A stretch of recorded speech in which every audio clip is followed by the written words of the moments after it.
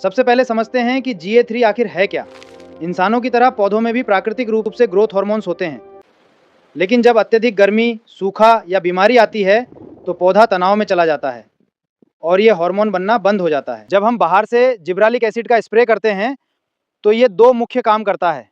ये पौधे के अंदर कोशिकाओं को तेजी से विभाजित करता है और ये पौधे की कोशिकाओं को रबर की तरह खींचकर लंबा करता है, जिससे पौधे के दो इंटरनोड के बीच की दूरी बढ़ती है, जिसके कारण पौधे की लंबाई बढ़ती है। सवाल आता है कि इसका इस्तेमाल कौन कौन सी फसल में किस लिए करना चाहिए।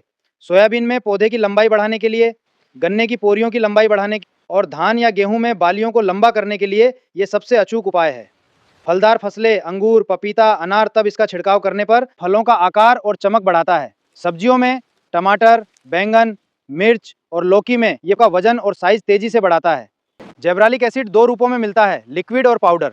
लिक्विड GA की मात्रा 150 से 250 ml प्रति एकड़ और पाउडर GA 2 ग्राम प्रति एकड़। जेब्रालिक एसिड का जब हम स्प्रे करते हैं तो फसल की ग्रोथ होती है, उसके लिए पौधे को न्यूट्रिशन की जरूरत होती है, तो हम इसके साथ उसको मिक्स करें जिससे पौधे को पोषण भी मिल सके।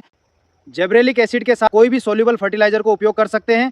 इनके मिक्स से फसल को पोषण की भी पूर्ति हो जाएगी और यदि कीट या इल्लियां हो तो इंसेक्टिसाइड को भी मिक्स कर सकते हो। इन सबको एक साथ मिलकर स्प्रे करने से पौधे को बढ़वार, पोषण और सुरक्षा मिल जाएगी। अब आपके लिए जरूरी जानकारी, क्या आपने सोयाबीन या कोई और फसल में कभी कोई महंगा टॉनिक का उपयोग किया है? यदि किया हो तो अब आपको ज़्यादा खर्च करने की जरूरत नहीं है, क्योंकि उन महंगे PGR टॉनिक में भी जेब्रेलिक एसिड ही होता है। चाहो तो आप खुद चेक कर लेना।